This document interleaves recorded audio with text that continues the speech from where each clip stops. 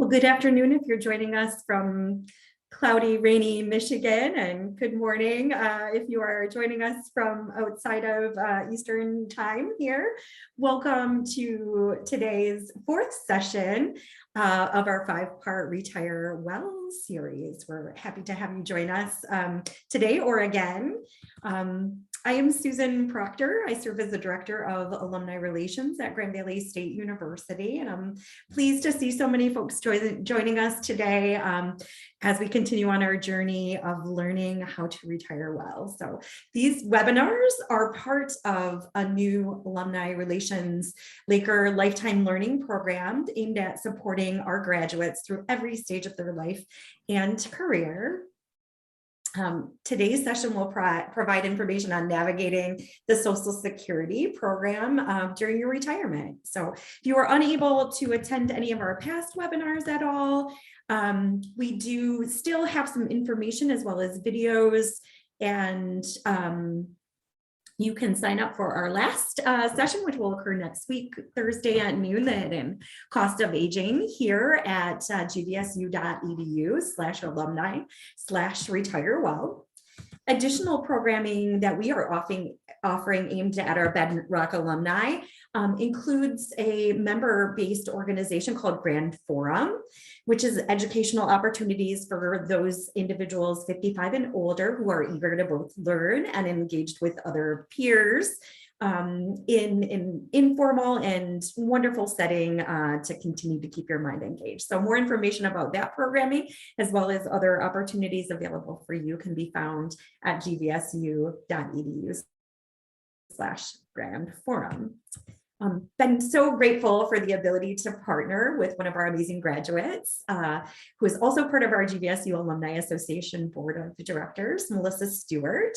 Those of you that have joined us have heard and been able to witness Melissa, who's been the brainchild of this Retire Well series. We're so grateful, Melissa, for you sharing your wisdom, your expertise, and your amazing connections throughout this series. So without further ado, I will turn it over and please help me welcome 2009 graduate Melissa Stewart, who is also founder and financial advisor of Clear Vista Advising. Melissa.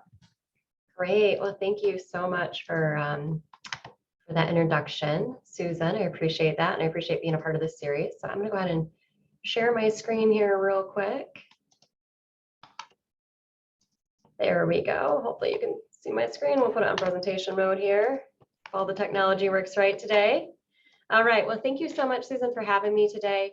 My name is Melissa Jean Stewart. I'm a certified financial advisor, a certified financial planner. I'm the founder of Clear Vista Advisors, and I've now been in the finance industry for almost 20 years. I was going to Grand Valley at night while starting my career in finance locally at Lake Michigan Credit Union back in the day. This series came about, and I've been hosting this series now for about 10 years because it came about in working with a lot of retirees or soon to be retirees, pre-retirees, them asking a lot of questions. When should I claim Social Security? What do I need to know about Medicare? I've been saving my entire life so that someday I could retire. Now, what do I do with my investments? And so over time, I have been able to build some great partnership with some local resources, Hillary being one of those at the local Social Security Administration, in order to provide this education to the community. So I'm happy that you're here today. Appreciate you being here today.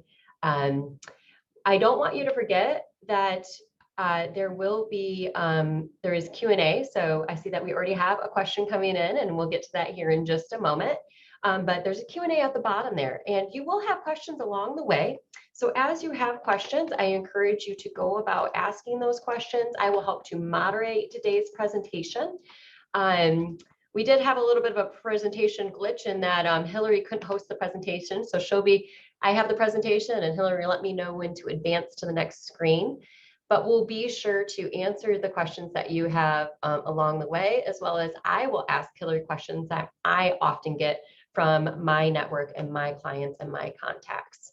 So with that, Hillary Hatch, we're lucky to have her with us today. She works for the Social Security Administration, so that's amazing. She is the advisor to the advisors, really. She works in the community, helping to provide group education, but also if financial advisors have questions, we are able to reach out to her. So general public doesn't have access to Hillary, but you can work with your financial advisor as a contact. The financial advisor can reach out to her. So sometimes I have complicated Social Security questions, and for my clients or someone in my network contacts me, and then I can get an answer through Hillary. So it's a great resource for financial advisors in the community. We're lucky to have her here presenting with us. She's been with the Social Security Administration now for over 15 years, so she knows her stuff. So Hillary, thanks for joining us today. And with that, I'll go ahead and pass the baton on over to you. Have you take it away. All right, thank you so much. Good afternoon to everyone, and to my fellow alumni. I actually graduated from Grand Valley as well. In 2010, I had to write it down when you were talking. I was like, oh my gosh, that's a while ago. But I graduated from the Masters of Public Administration program. So thank you so much for having me. Like Melissa said, today we're going to be talking about Social Security. For nearly 90 years, Social Security has been providing benefits and financial protection for millions of people throughout their life's journey. And that's really the theme of Social Security, because we have so many different types of programs, we offer so many services, and it just depends on where you are at in life when you may, start utilizing those programs. Most newborn babies nowadays, they receive their Social Security numbers at birth. So that's kind of the first contact in a way with Social Security. And then as you move throughout life, maybe you get married or divorced, so you have to change your name, or the unexpected happens and you have to file for disability benefits. Of course, retirement benefits is which we're talking about today. There's also survivor benefits, and there's another type of disability program as well. But today we're focusing on retirement. I know there was already a presentation on Medicare, so I only have a couple of slides on Medicare just to talk about how Social Security is involved with that program, but we're really going to be focusing on retirement and planning today for tomorrow's future. So you can go to the next slide. So one of the questions that we get asked all the time is, when should I file for retirement benefits? And the answer really is, we don't know. There is no one best age for everyone. The most important thing is to make an informed decision. And that's really what my role is here today. And also with the Social Security offices, the local field offices, the representatives there, our role is just to inform you of your options, because your decision is such a personal one. It should be based on your individual and family circumstances. There are so many factors to consider, such as your current cash needs, your current health, if you want to keep working, other sources of retirement income. That all plays a part in your decision on when to file for benefits. So some of the basics to keep in mind, and we'll go into more detail for each one of these bullet points, but just some of the basics is that your monthly benefit, it's going to be higher if you delay starting it. It's lower if you start benefits early, and the earliest you can start receiving benefits is at age 62. Also, married couples have 2 lives to plan for. So your spouse may be eligible for a benefit based on your record. And it's important to consider Social Security protection for widowed spouses. So if you are the higher earner and you delay starting your retirement benefit, it would result in a higher monthly benefit for the rest of your life. And if you were the one that passed away first, it would then result in a higher survivor protection for your spouse. Also, one spouse might want to keep working and the other one, may be ready to retire. So it's really 2 lives that you're planning for. You can keep working while receiving benefits. However, there are some limitations as to how much you can make. And then also Medicare, like I said before, I'm just going to touch on Medicare just a little bit on how Social Security plays into that. And it's really just the application process of when it comes to Medicare. So Hillary, I'm going to stop you right there, because one of the things that you said that was interesting was the fact that, when you're married, you have to think about 2 lives in place.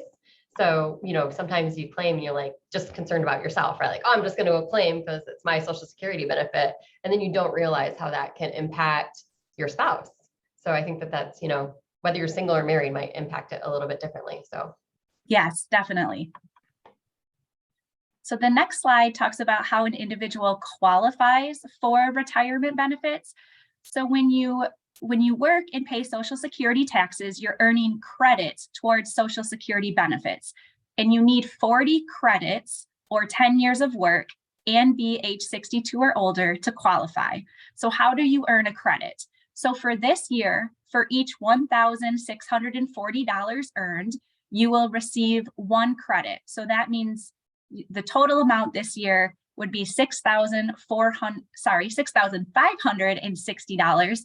That is to earn 4 credits, and the maximum that you can earn is 4 per year. So if you make $6,560 this year in gross wages, you've earned all 4 credits. If you make a lot more than that, you still only earn the 4 credits.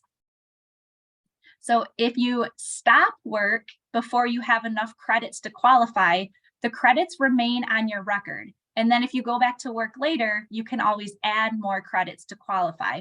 So for example, maybe you get married, you're working. Once you start to have children, maybe you're staying at home for a time period. So you had some credits before you decided to stay at home while your children are young. You still keep those credits, and maybe you don't qualify for Social Security at that time, but then once your children are grown, maybe you go back into the workforce and you start earning those credits again.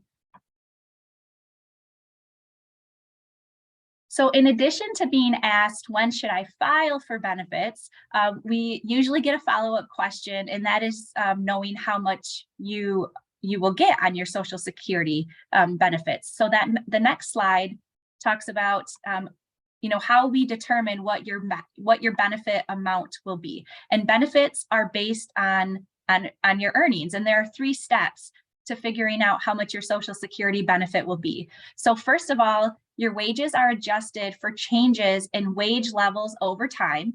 This means we adjust your wages based on today's dollars, and we call this indexing. And then we do that to all of your earnings for every year that you've worked. And then we look at your highest 35 years of earnings. And if you don't have 35, that's okay. We would just use zeros.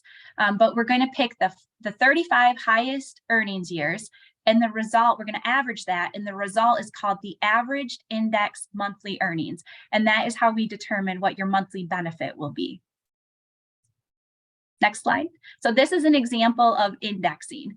And again, this is where we essentially we're inflating your earnings, and we do this for your earnings on your entire work record, and then we determine your highest 35 to get the benefit amount. So the index factor in column C, it depends, the indexing factor that we're using depends on your year of birth. So, depending on when you were born, you might have a different indexing factor from someone else. And so we look at the actual earnings, we do that index factor, apply the index factor, and then we get the index earnings. So in this example, the actual earnings were $10,000, but once we apply that indexing factor, the amount that we would use in our calculation is $25,504. So it would take $25,000 in today's dollar to buy the same amount of stuff as $10,000 would buy back in 1991. It's kind of what Yes. you're saying, right? Yes, Right. exactly. We have one question for you too here. Kathy asks, we're going to answer this live. Kathy asked, are 0 earning years included in the calculation for your benefit amount? They could be. It depends on how many years you've worked. So we look at the highest 35. Let's say you have only worked 25 years. Well, then you would have 10 zeros that would be calculated in the benefit amount when we're doing that average. Okay. Interesting enough too, like a lot of us, like when I was 16, my first job was a server at a local restaurant. And so once I hit those top 35, that money I was making when I was 16 is going to drop off the calculation. Usually our higher earning years are right before we retire. And that's really significantly helping our Social Security payment. Yes, exactly. Okay, Great. next slide.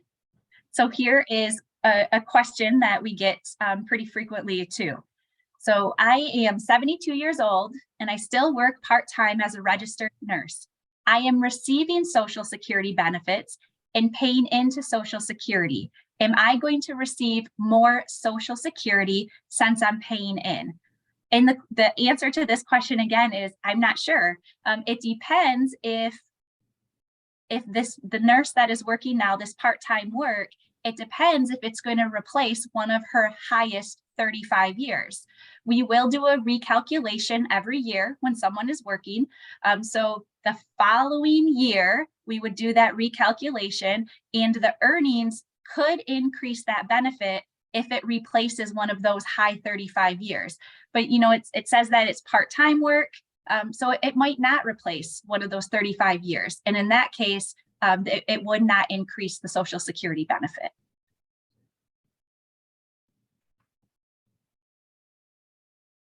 So percentages are based on your year of birth. So what does that mean? So the amount that you would get at your full retirement age, that's going to be 100% of your benefit at full retirement age. So it's extremely important to know your full retirement age, because that's the age that you start collecting. It impacts your benefit amount.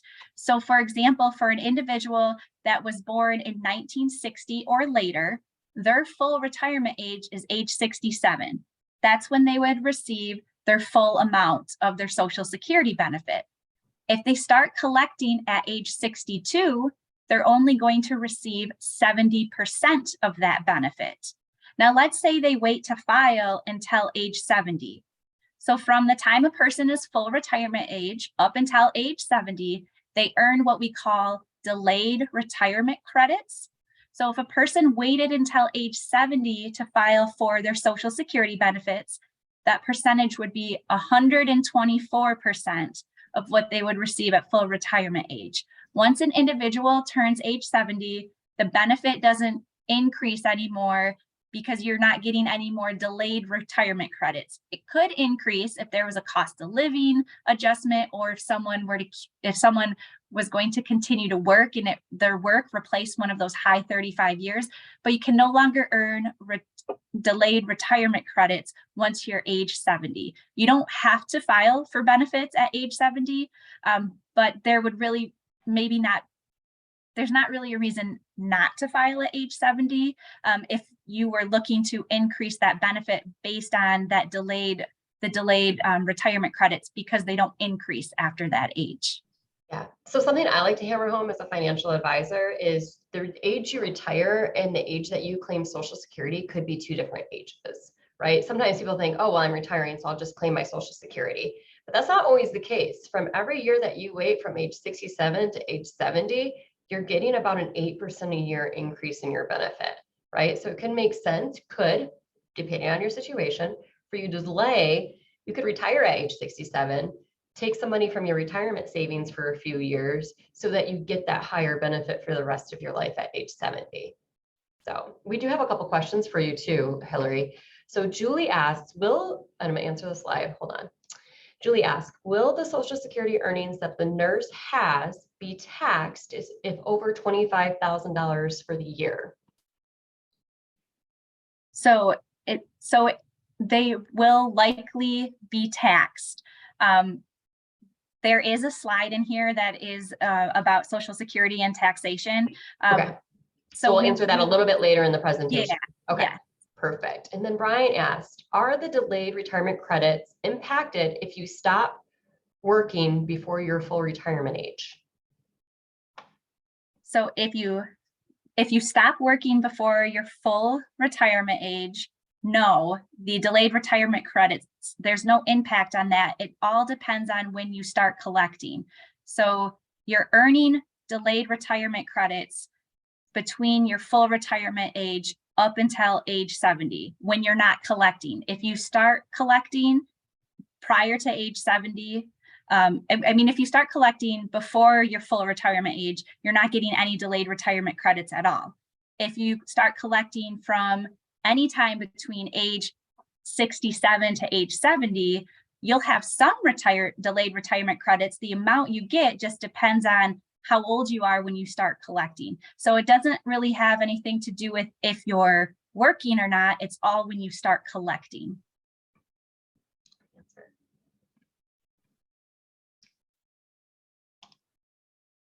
So here is an example of what that looks like in dollar amounts.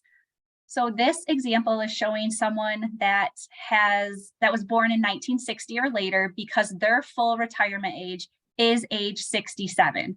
So their full benefit amount at age 67 is $1,000. Well, you can see here how much they would receive if they started collecting at a different age. So if they started collecting right at age 62, that benefit amount would be $700. And then, if they wait until age 70, that monthly benefit amount would be $1,240.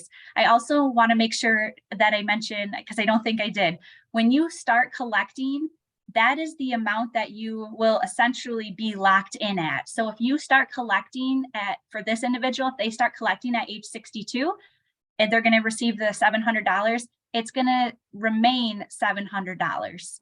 That's the amount you'll be locked in at. Again, this could increase if there's a cost of living adjustment, or if the individual were to, return to work and we did a recalculation, and the earnings from work replaced one of those high 35 years, that's another way that it could increase. But essentially, you're locked in to the amount when you start collecting. Right.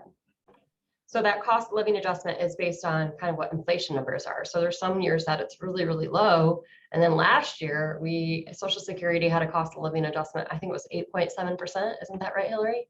Yes. Yep. Last year was a high. Inflation was so high last year. Yes. So they look at inflation and then they adjust it accordingly.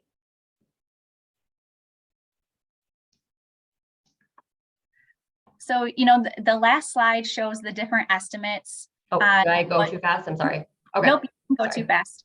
We're just leading into, how, if you wanted to know what you would receive at certain ages, how would you get that information? So you can do that through what we call My Social Security account. If you go to our website, ssa.gov, you can create a My Social Security account. And if you're not receiving benefits, you can look to see what your estimates are based on your actual Social Security earnings record at different ages on, depending on when you want your benefits to start. So you'll have access to your Social Security statement. You can get estimates on how much your retirement benefits would be. If you have a spouse, there's estimates for how much we could pay your spouse. If you were to become disabled, there's an estimate for disability payment. And if you were to pass away, there's also an estimate for a survivor benefit as well. Again, to access this, you would create the My Social Security account from our website. And the next slide should talk about the statement. Okay, so with the statement, the Social Security statement, this is something that we actually used to mail out to everyone, and we don't do that anymore. We don't mail out the Social Security statement. So to access your Social Security statement, you would log into your personal account to get that Social Security statement. And this is a really, really great financial planning tool because it provides a graph with retirement benefit estimates for up to 9 ages, depending on when you want that benefit to start. And like I said before, it also provides an estimate for disability benefits, survivor benefits, and then it also shows your earnings record, which is so important to check because all of your benefits are based on your earnings record. So that's definitely something that you would want to be looking at. The next slide, I believe, is an example. Yes, it is. All right. So this slide shows an example of what that Social Security statement looks like. So the first page is where it has the estimates. It shows that bar graph. The second page, that's the earnings record that you would want to check. So this is just an example of what that Social Security statement looks like. Next slide. Okay, so we talked. You're going to cover this, but we've had a couple questions about when can my spouse claim? Oh, and so I think you're probably covering it right now. I thought you would in a future slide. Yeah, so we talked, about retirement benefits for yourself. So now we're going to talk about retirement benefits for a spouse. So a spouse who has not worked or who has low earnings or at least lower earnings than their spouse may be entitled to as much as 1/2 of the retired worker's full benefit amount. There is a reduction if the spouse files early. If the spouse's own benefit is less than 50% of the workers, they will be combined to equal that 50% of the workers. It does not reduce the payment to the worker. And the benefit is unreduced if the spouse is caring for a worker's child younger than age 16 or disabled. And spousal benefits are not payable until the worker collects. So I'll break this down a little bit easier, hopefully.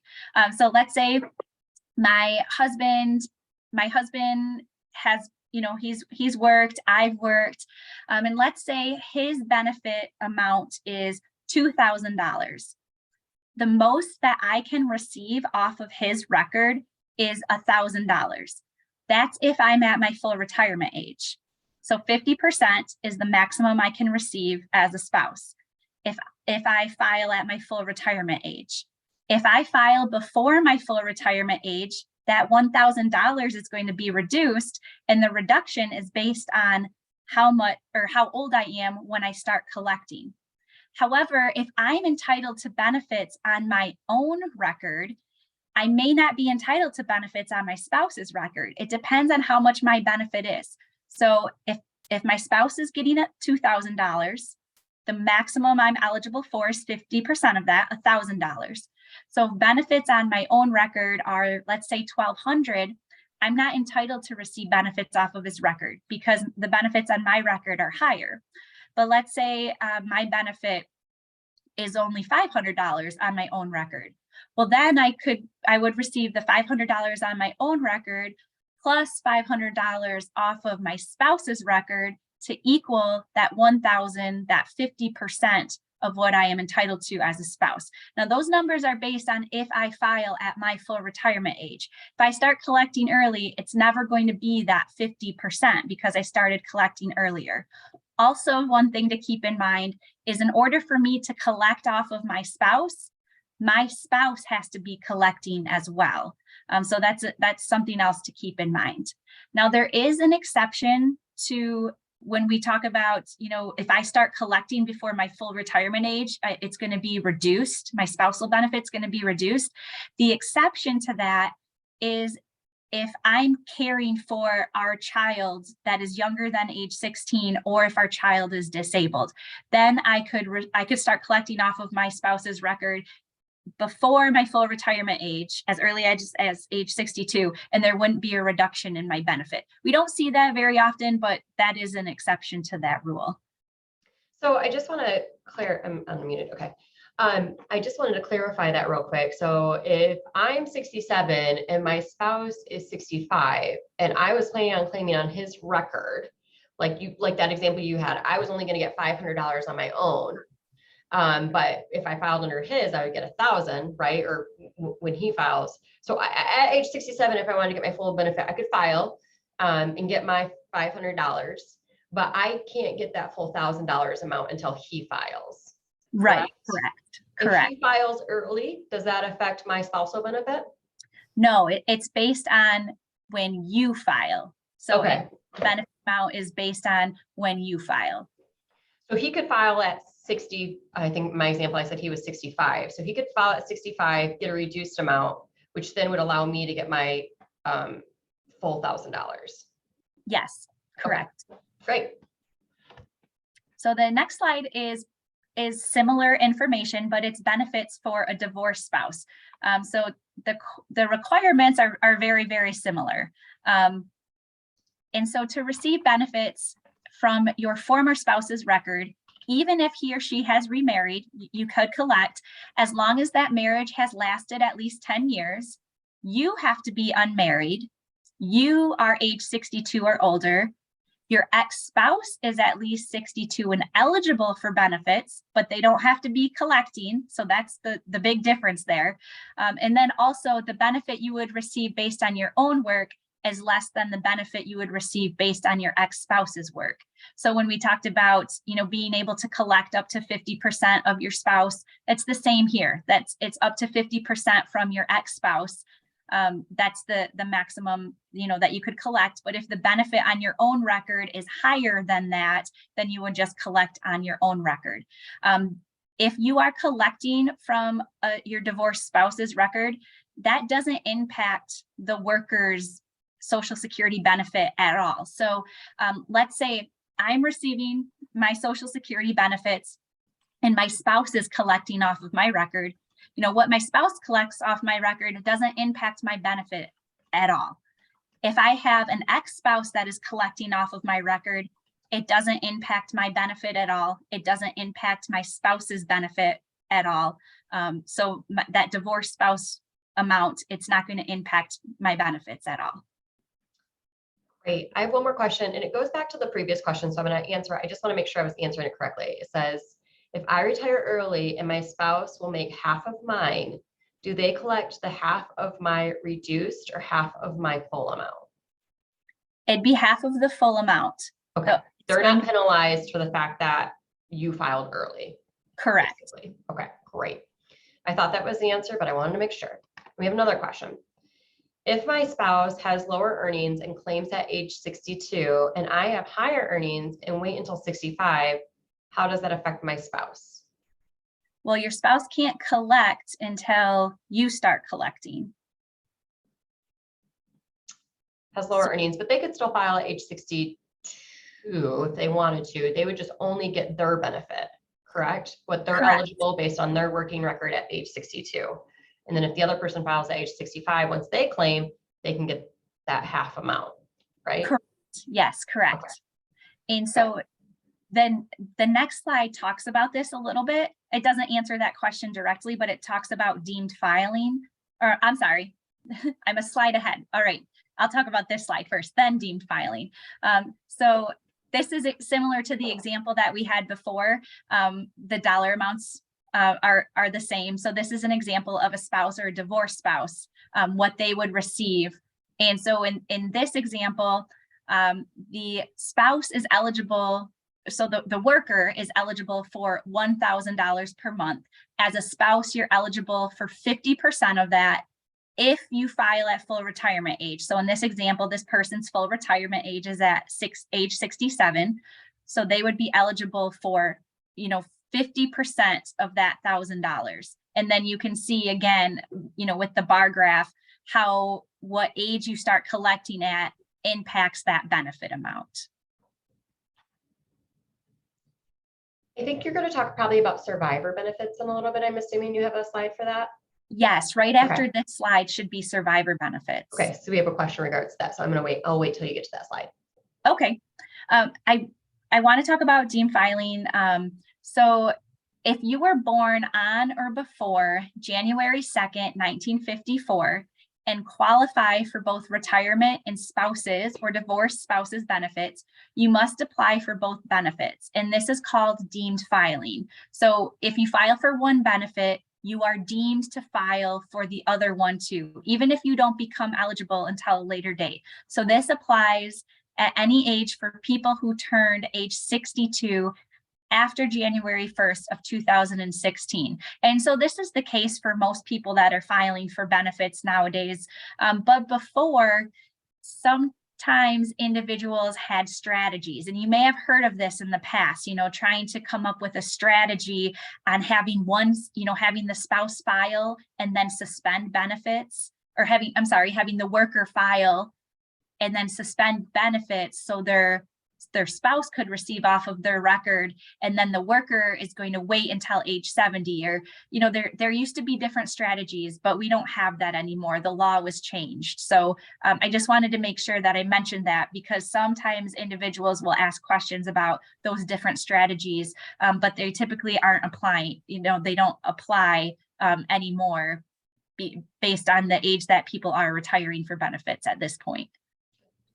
We got a couple more questions. I'm going to go back to this one. So the question is more about, how does your spouse qualify in order to get, your half of your benefit, I guess. So I hope I'm answering this correctly. I hope I understand the question correctly. Oh, wait, are you going back to the divorced spouse slide? Yeah, I think that can get confused. Like, so do you want that slide up? Divorce, because that's a divorced spouse situation. So do I have to be married for 10 years in order for my spouse to get half of mine? I guess, you know, if I'm the higher income earner, and do I have to be married to somebody else in order for them to get half for 10 years in order for them to get half of my benefit? How do I know my spouse will qualify to get half of my benefit? As a divorced spouse? Not a divorce, no, just as in general. How do I know my spouse would qualify? So if you would want, so if you want to know whether or not your spouse would receive benefits off of your record, you would need to know how much your benefit is and how much the benefit of your spouse is. So you would want to access, you know, those Social Security statements to get a benefit estimate to see whether or not your spouse could qualify. Yep. So that's how you would know if your spouse. If I knew they made less, like if I knew we had that $1,000 and $500 situation again, right? And I get married, I'm 66 years old, and I marry somebody. Would they then be eligible to get that $1,000 because I'm now married to them? Do they have to wait a certain amount of time? Oh, they could be. They could get that benefit. So okay. if you get remarried, you know, at age 66, the new spouse could get benefits off of your record. Would that affect a previous spouse if I was divorced or now ex-spouse? It would not impact the ex-spouse. Okay, so the 10-year rule doesn't apply. It only applies if you're divorced and they're trying to get half, and they want, you know, half of your benefit to qualify for half of the benefit, but it doesn't apply. You don't have to be married for 10 years in order for your current spouse. Correct. To claim on your record. Okay. Correct. It's the 10-year rule only applies in a divorced spouse situation. Great.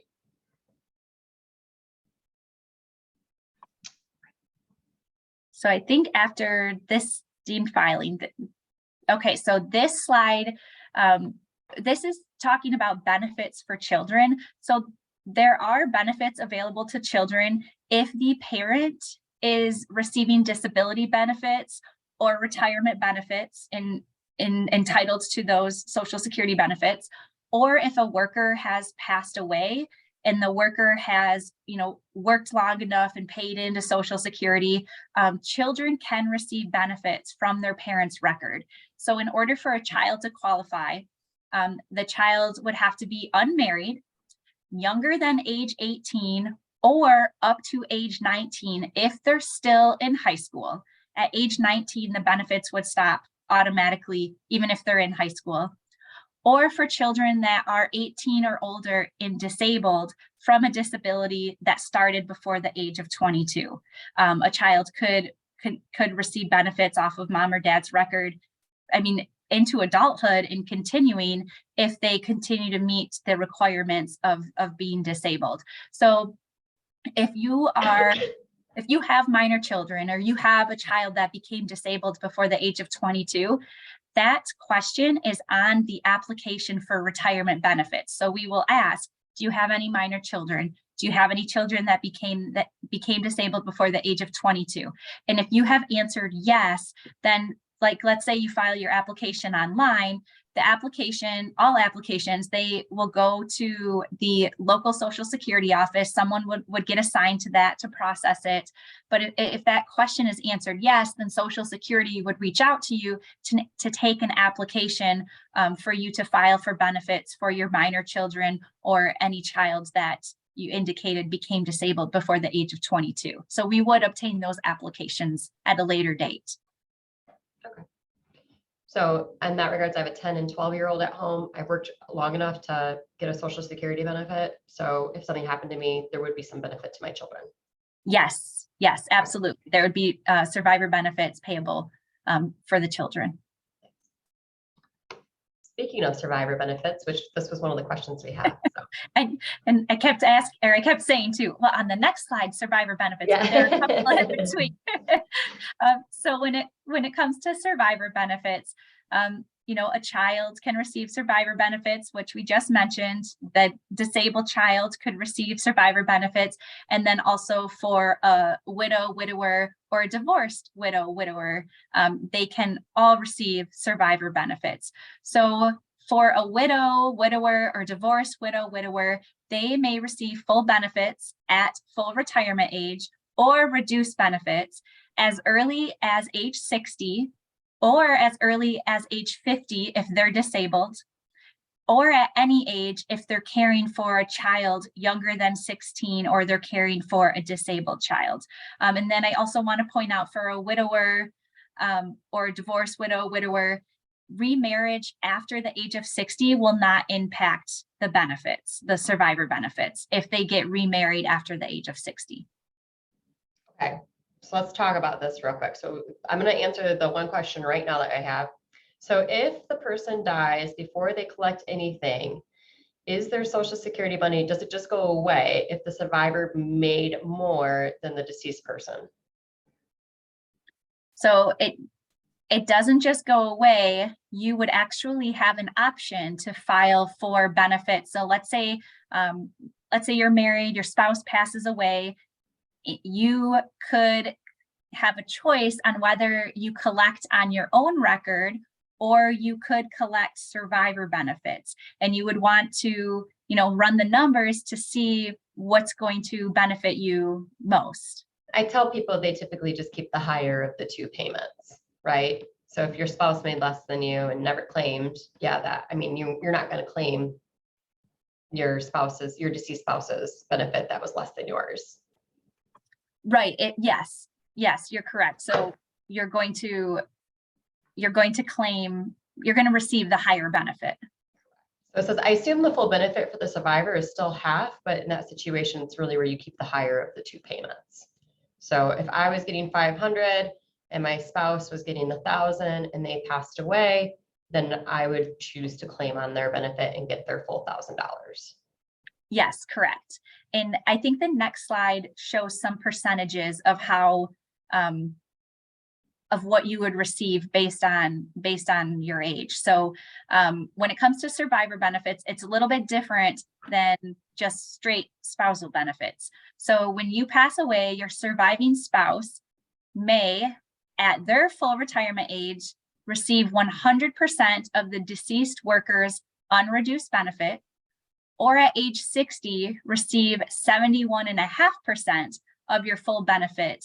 And that increases each month. You wait up to 100% if you were to start collecting at full retirement age. So those percentages are a little bit different. Okay.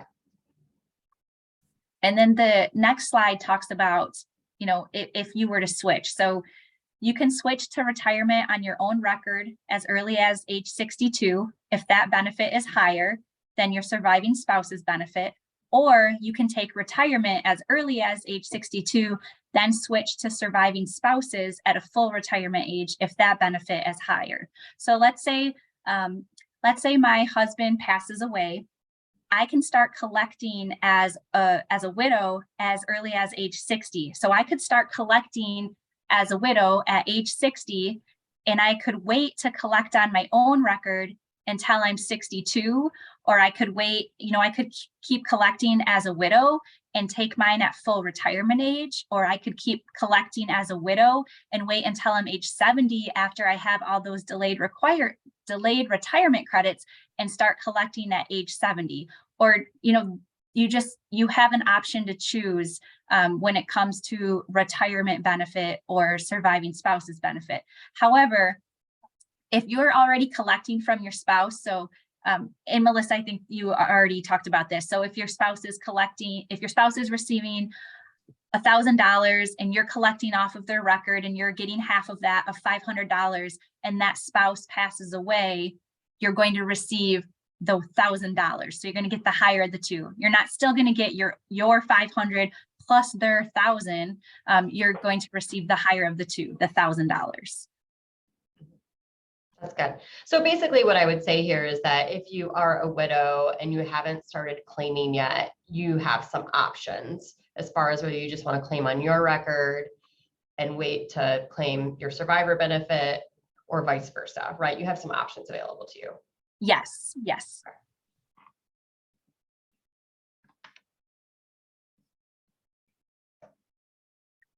So when it comes to working while receiving benefits, these are the amounts for 2023. They typically change every year, but we get asked questions about working while receiving benefits all the time, and so it depends on when you start collecting benefits. How much you can make depends on how old you are when you're collecting benefits, and the amounts here this is in regards to wages. It doesn't count any income from like a 401k or an IRA or a pension. This is just based on work. So if you are collecting benefits and you're under full retirement age, for this year, you can make up to $21,240, and it's not going to impact your benefit. The year you turn full retirement age, that amount is $56,520. Once you are full retirement age, there is no limit on what you can make. So you could, be collecting your Social Security benefit and working full time, and there's no limit on how much you can make. And then the last column talks about, well, what happens if you make more than that? So if you're under full retirement age, and you make more than that $21,240, the $21,240, for every $2 you make over that amount, we're going to withhold $1 from your Social Security benefit. And then the year you turn full retirement age, it's $1 for every $3 that you make over the $56,520. So individuals can still work while collecting benefits. How much you can make before it impacts your benefit amount, it depends on how old you are when you start collecting. When you're full retirement age, there is no limit. So for a lot of people that I've helped advise on with this, we're just finding that if they continue to work, sometimes it just doesn't make sense for them to claim their Social Security while they're still working. A lot of people will wait until they retire or aren't working any longer to claim for their Social Security. So, or if they keep working, they just wait to claim until their full retirement age, right? Because then you can make as much money as you want. Yeah. Mm-hmm. So here is where we talk about, Social Security benefits and taxation. And, we at Social Security, we don't answer questions on taxation because we're really not tax experts. But we, when individuals ask us, well, is my Social Security benefit going to be taxed?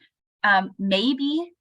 Probably, but to give you a yes or no answer, we really can't, because it's based on your combined income. So the definition of combined income, that's in the pink box or the salmon colored box at the bottom. So combined income is your adjusted gross income plus non-taxable interest plus half of your Social Security. That's what combined income is. So if you file a joint return and your combined income is between $32,000 and $44,000, you may have to pay income tax up to 50% of your benefits. If it's more than $44,000, up to 85% of your benefits may be taxed. And then as an individual, those amounts are combined income between $25,000 and $34,000. You may have to pay income tax up to 50% of your benefits. If it's more than $34,000, up to 85% of your benefits may be taxed. And that's, that's really the only information that we have on how Social Security benefits and taxation work together. Anything else we would advise individuals to, talk to a financial advisor or a tax expert on. So most people I find fall in that 85% rule. So when they're married and joint, because their withdrawals from your retirement accounts will count towards your adjusted gross income. Then half of your Social Security benefit counts towards that. So for most people we see, if you're getting $1,000 Social Security benefit, then then $850 of that is going to be taxable. So sometimes people would be like, oh, you're going to tax it at, sometimes people would think you're going to tax it at a 50% rate, and that's not it. It's how much of that benefit is actually considered to be income that's taxed. So typically I see most people have that benefit taxed at an 85% rate. So it's, got $1,000 benefit, they're going to look at 850 of it and tax that 850 at the 85% rate. So if your entire income is Social Security benefit, then you can still be taxed on that. That's one of the questions. Say that question again. If your entire income is your Social Security benefit, then you can still be taxed on that. You could still be taxed on that. Yes. You have two people bringing in $3,000 a month, so they would be over that $44,000 amount. So you're going to be taxed on it, right? Well, no, they'd be under it because you only half of it counts towards it, but you could. Is the nurse example, in the nurse example, she was 72, which would be considered full retirement age. Then the Social Security benefits would not be taxed, correct? Not 50%? No, it would still be, you would still be taxed. It doesn't matter what age you are. If you're over full retirement age, under full retirement age, your Social Security would still be taxed. I think sometimes that catches people off guard. They don't think that Social Security will be like a taxable benefit, right? Like, you held money out of my paycheck as a Social Security tax to pay it to me later on in retirement, only to have some of that benefit potentially be taxed. Yes. It's kind of crazy. Hillary and I don't make the rules. We just have to follow them, right? And know them. All right. So I think the next few slides are about Medicare. And like I said before, I won't go into a lot of detail on Medicare. But, you know, of course, there's the original Medicare, the Part A, the Part B. You can add the Part D, the prescription drug coverage. But then there's all these Medicare Advantage plans that are out there that are also known as the Part C. And those typically include, you know, the Part A, the Part B. Most plans include a Part D. And then there's all kinds of extra benefits that can be added based on the Medicare Advantage plan. Social Security really only deals with the Medicare Part A and Part B and getting people signed up for those programs. Any sort of questions about Medicare Advantage plans, or, you know, trying to pick what plan is best for you, Social Security doesn't advise on that information. We just get individuals enrolled into Medicare, and then we issue the Medicare cards. So the next slide, I think we'll talk about, the eligibility. So to be eligible for Medicare, so it's for individuals that are age 65. It's also for individuals that are under age 65 if they're collecting Social Security disability benefits. So if a person is collecting Social Security disability benefits after 24 months of collecting those benefits, that's when they would become eligible for Medicare. The two exceptions is if someone had ALS or kidney failure, Medicare eligibility is immediate. They don't have to wait those 24 months. But in regards to, you know, retirement benefits, in retirement age folks, that age is 65. That's when individuals become eligible for Medicare.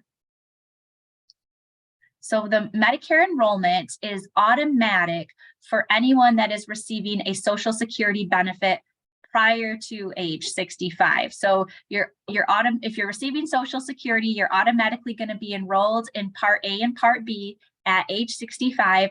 Typically 3 months before your 65th birthday is when we will send out that Medicare card.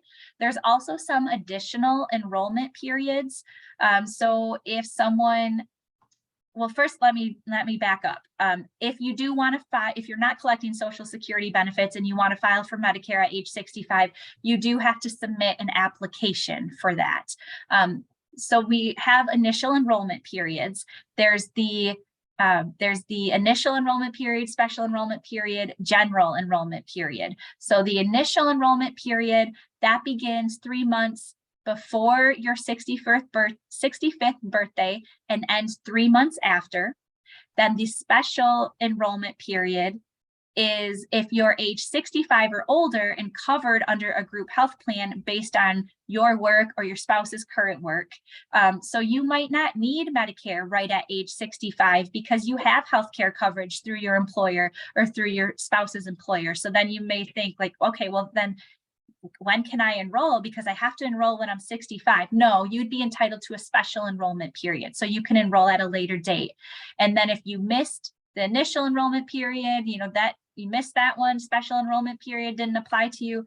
The general enrollment period is every year from January 1st through March 31st. That's when the general enrollment period is. Great. So we had a question about, and I'm going to answer this live. I'm going to go cancel, answer live. Here we go. If you start drawing Social Security, do you have to also start Medicare, or can you continue to work and utilize your employer's health insurance? That's a great question. And the answer is no, you do not have to enroll in Medicare. If you're taking Social Security, and I may have will be enrolled in Part A because you're on Social Security, yes, right? So you'll be yes. enrolled in Medicare Part A, but you don't have to pay for Part B, and you can still use your group coverage under your employer as long as that's credible insurance. And I'm gonna refer you back to the Medicare presentation that we gave as part of this series a few weeks ago. It's all recorded, and we go into a lot of detail about when you would want to enroll, when you would want to enroll, because you're covered under a group plan. So. Also with that automatic enrollment, if if you're collecting Social Security and you get that Medicare card in the mail, and you are going to have the Part A, but you don't want the Part B because you already have coverage. When you get the Medicare card in the mail, it tells you what to do in order to cancel the Part B. And so you would just want to follow the instructions. If you don't do anything, you're going to have the Part B, but you're going to want to follow the instructions. I'm sure there's a form that you would complete and send back saying that you don't want the Part B. Yeah, because Medicare Part A doesn't have any costs associated with it, versus the Part B does have a cost, and they'll just withhold that from your Social Security check. Correct. So we have another question here, answer live. So I don't have to file for Medicare if I'm covered on my working spouse's health insurance, even when I turn 65. What if I start collecting Social Security at age 65, but stay on my spouse's insurance? So I think that's very similar. You'll get enrolled in Part A. You can say that you don't want Part B and still be covered under your spouse's group insurance as long as that's credible, meets all the credible criteria. And then you can jump over, because then you'll be in your special enrollment period when your spouse is no longer working. So then you both could choose what Medicare plan you wanted above and beyond Medicare Part A. Is that true? Correct me if I'm wrong, Hillary. Yep. Okay. Yep. Nope. That's exactly right. All right.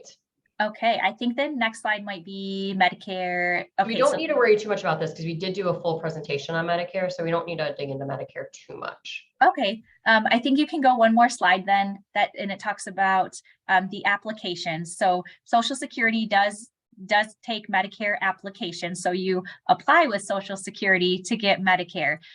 So this is like the last questions that was asked. Well, what if if I'm getting Social Security, or maybe not getting Social Security, and let's say you have Part A and you don't get Part B because you're covered with your, through your employer or through your spouse's employer, and you want it at a later date, how do you do that? So you would file an application with Social Security. There are 2 forms that you complete, and they are the CMS 40B, CMS, that L564.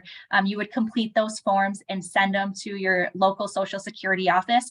Essentially, one form is kind of just asking basic information, and you tell us when you want your Part B to start.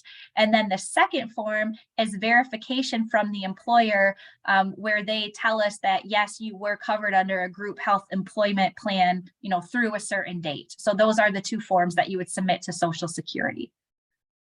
Good. One of the questions was, because I just referred to the recordings that we have, and if you just Google actually Grand Valley Retire Well series, the series will come up, but the links that we send you after, there's a follow-up email, and that also has links to the recordings for the Medicare presentation that was already provided. So. And then this is the last slide about Medicare. Just, it talks about what the premiums are. For this year, the Part B premium standard amount is the $164.90. That amount does increase based on what your adjusted gross income is. So I won't go through that chart. I know you said you already, had some Medicare, had a Medicare webinar. Yeah. So this is went through a lot of that. Yep. Awesome. Okay. So there's one more question. So if I file for Medicare Part A at 65, stay on my spouse's insurance until he retires, and that's even if I wait to collect Social Security until I'm age 67, right?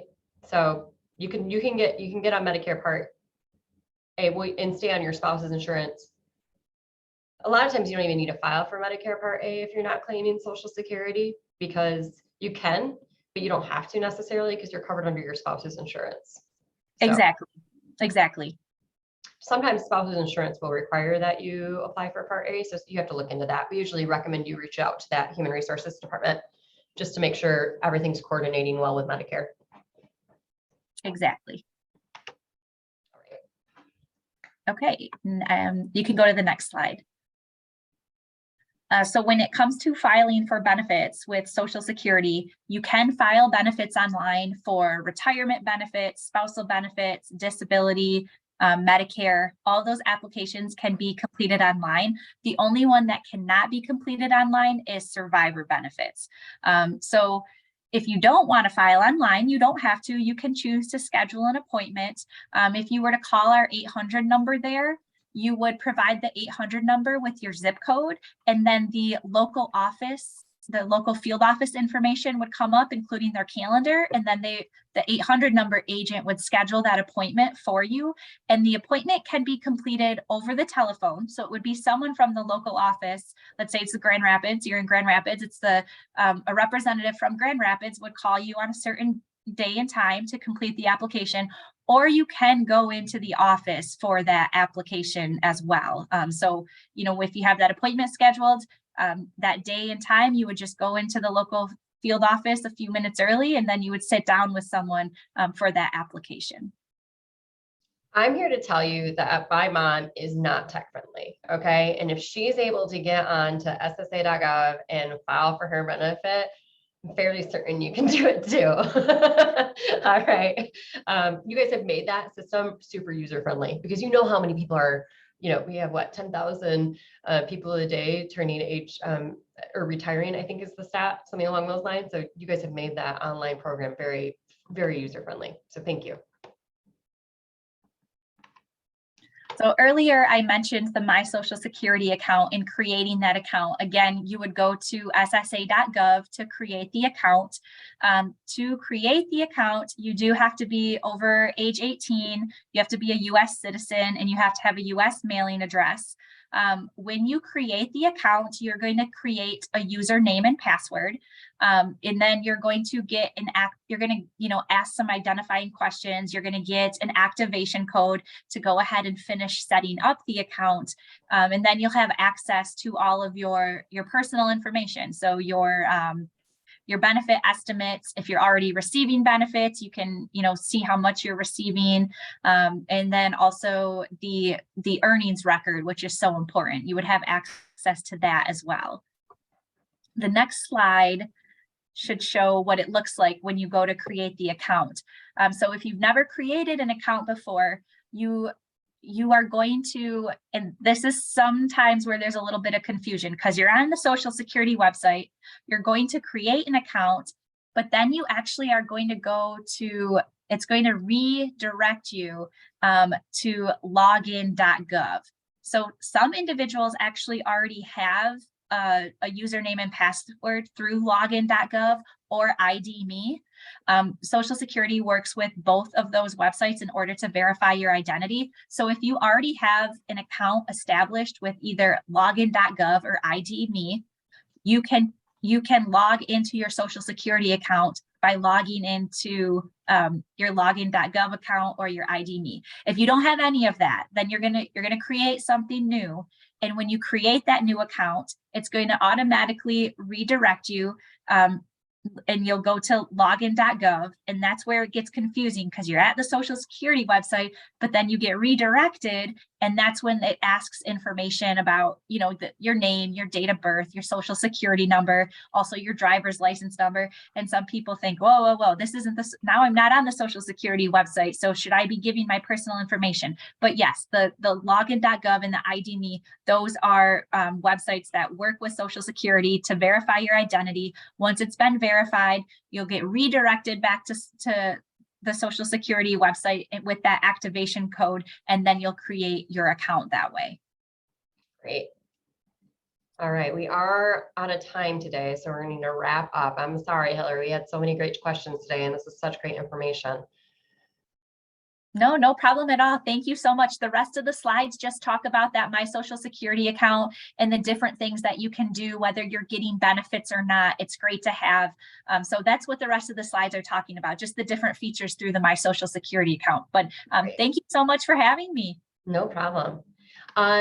Say one question for you. Are we able to distribute a copy of this presentation to the people that attended? Is that allowed? Yes. Okay, great. Yes. So we will make sure that as part of the follow-up to today's meeting that you get a copy of today's presentation. Just to finish up here real quickly, I want to let you know that Clear Vista Advisors does have, as part of our financial planning tool, a tool to look at. Do you plan on, what is your age? When do you want to retire? How much have you saved? How healthy are you? What's your life expectancy? Because that goes into this. Are you married? Are you divorced? Are you single? Are you a widow? Our financial planning tool will analyze typically how much you would get, how much your spouse would get, and will help you make the decision and inform you on when we think it might be best for you to claim Social Security. Is it 67 or is it age 70, right? So a lot of times we see the higher income earner waiting until age 70 because if they pass away, they know they're leaving their spouse that higher benefit upon their passing, right? Their survivor. So I just want to let you know that that resource is out there for you. We'll send you some follow-up information after today's session. And we just really, really appreciate all the questions and all the interaction from you today. So thank you so much. Susan, what do you have to add? I just wanted to thank everyone for joining again. Again, we will share a password protected copy of this video, and you can also receive other videos at www.gvsu.edu/alumni/retirewell. We will put copies of this presentation in a follow-up email to you, which will also include Melissa and Hillary's information. And I'm just so grateful. Isn't it amazing the expertise that comes from our Grand Valley Alumni Network? I'm so pleased. We're getting good feedback, Hillary, in the questions about how useful this information is. So we so appreciate you sharing that expertise. And thanks for everyone for joining us. We'll see you next week, Thursday. And I hope you have a great rest of your day. Great. Thank you so much.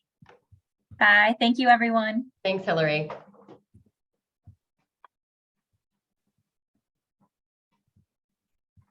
I think we can stop recording.